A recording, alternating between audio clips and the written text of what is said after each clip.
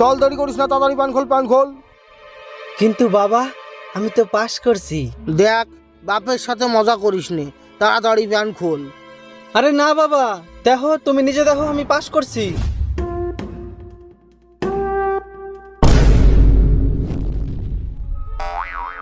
এইটা তো অন্য বাবা, কোয়া এটা তুই অন্য মানুষের তা নিয়ে আইছিস, কোয়া।